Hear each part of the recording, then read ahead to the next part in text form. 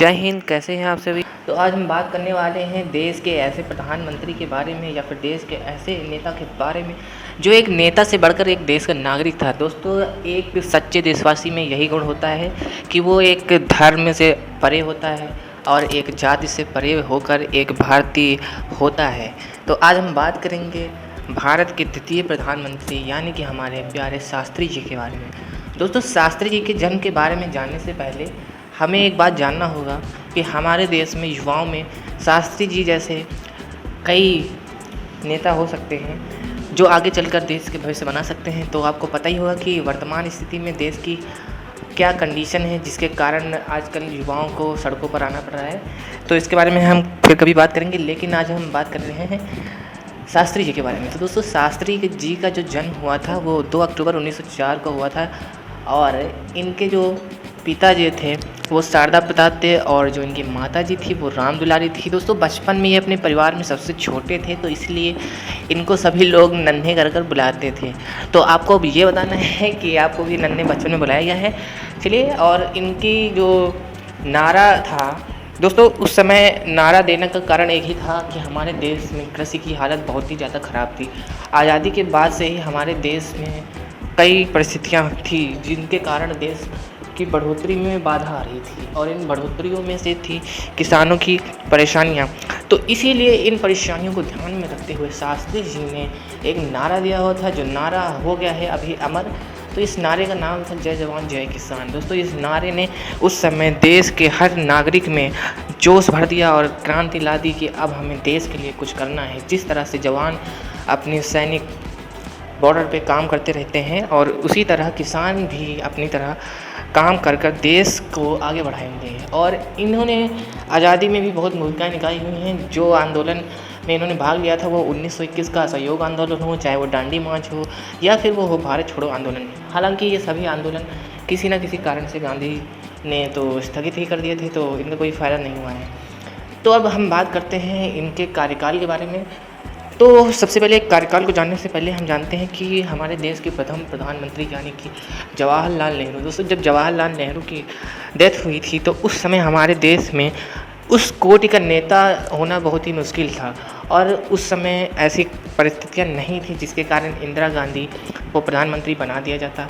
इसीलिए शायद इंदिरा गांधी को इस बात की कमी लगी होगी कि उन्हें प्रधानमंत्री क्यों नहीं बनाया गया है, तो ये बात अलग है। तो हमारे शास्त्री जी को इतना साफ़ सुथरा माना जाता है कि उनको प्रधानमंत्री बना दिया जाता है। अब जब वो प्रधानमंत्री बन जाते हैं तो इन्हीं के शासनकाल में 1964 में ये प्रधानमंत्री बनते हैं और 1965 में जो है पाकिस्तान भारत पर हमला कर देता है। जब पाकिस्तान भारत पर हमला कर देता है तो ये बात होती है 1962 की। आज से लगभग 3 साल पहले चीन ने जो है भारत को हराया हुआ था।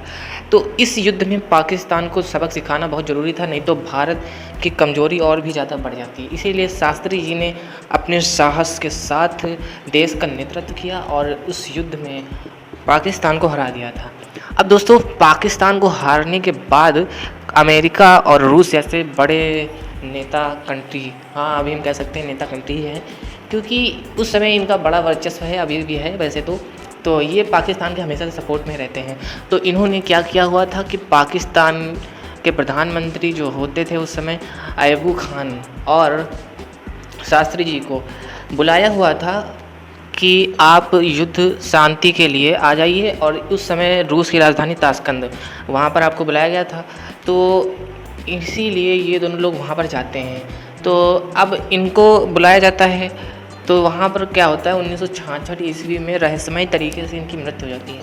दोस्तों, यहाँ पर कई लोग ये भी कहते हैं कि इनकी मृत्यु जो हुई है वो हुई है कि एक हार्ट अटैक आया होता है और इनकी मृत्यु हो जाती है, लेकिन ये सच बात नहीं है। दोस्तों, इनकी मृत्यु के समय इनकी बॉडी पर देखा हुआ था, इनके शरीर की ज़्यादातर पार्ट्स जो थे वो नीले पड़ गए थे, शायद इसी कारण से इनकी मृत्यु हो गई थी। तो ये रहस्यमय कारण है, हमें नहीं पता हुआ है। तो और उनकी सादगी और देशभक्ति और ईमानदारी के लिए जो है उनको मरने के बाद जो है भारत रत्न से सम्मानित किया है। दोस्तों, भारत रत्न भारत का सबसे बड़ा सर्वोच्च रत्न है और इस रत्न से इनको सम्मानित किया गया था। शास्त्री जी की मौत को संभावित साजिश माना गया था क्योंकि शास्त्री जी की मौत से जुड़ी एक रिपोर्ट ने एक बुक बनाई थी। इसने बुक का नाम रखा हुआ था आउटलुक। दोस्तों, इस बुक के लिए एक लेखक हुए थे उस समय के, अनुज धर, जो उन्होंने अपने अधिकार के तहत, ये अधिकार होता है राइट टू इन्फॉर्मेशन यानी कि RTI, ये 19 आर्टिकल में है और इसके बारे में जानकारी हम कभी बाद में प्राप्त करेंगे। तो इसमें इसके तहत इनसे जानकारी मांगी गई थी। तो इन्होंने जानकारी मांगने पर अपने देश के प्रधानमंत्री के क्या हुआ था, प्रधानमंत्री कार्यालय की ओर से कहा गया कि शास्त्री जी की मृत्यु के दस्तावेज अगर जो ये लोग सार्वजनिक कर देते हैं तो भारत के अंतर्राष्ट्रीय संबंध खराब हो जाते हैं। अब आप समझ सकते हैं कि क्या कंडीशन रही होगी उस समय की। तो अंतर्राष्ट्रीय संबंध खराब होने से मतलब यही है कि अंदाज़ा लगाया जा सकता है कि इसमें अंतर्राष्ट्रीय हाथ हो सकता है और यही कारण हो सकता है कि इनकी मृत्यु नहीं बताई जा रही थी। और इसके रहस्य से पर्दा उठते ही देश में उथल पुथल हो जाएगा। सो यही कारण रहा है कि उन्होंने आज तक इसका जवाब नहीं दिया हुआ है। इनकी मृत्यु जब हुई थी तो इन्होंने अपना पूरा 18 महीने का कार्यकाल कर लिया था। इतने कम समय में इन्होंने देश को बहुत ही आगे पहुंचा दिया हुआ था।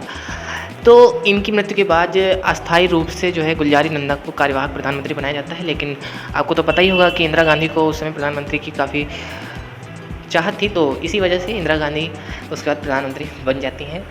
और यही कारण था कि कुछ देश के लिए करते हुए भी लोगों ने उनके मृत्यु से पर्दा उठाना सही नहीं समझा। ये कहाँ तक सही है आप हमें ज़रूर बताइएगा कमेंट में। और इनकी जो मृत्यु का स्थान है वो विजय घाट में, यमुना नदी के किनारे। तो यहीं तक आज हमारा वीडियो था। तो हमारे देश के शास्त्री जी एक महत्वपूर्ण व्यक्ति थे जो इसने देश को आगे बढ़ाया हुआ था। उनकी बलिदान को हम ऐसे बेकार नहीं जाने देंगे।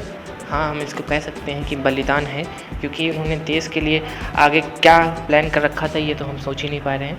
तो इसीलिए आप सभी से उम्मीद है कि हमारे देश में सद्भाव की भावना बना के रखें। तो मिलते हैं अगले वीडियो में और हमें अपनी राय कमेंट में ज़रूर बताइएगा। और ये भी बताइएगा कि आपकी राय क्या है, क्या उनके दस्तावेज को खोलना चाहिए, आउटलुक बुक के इन्फॉर्मेशन को खोलना चाहिए, ये भी बताइएगा।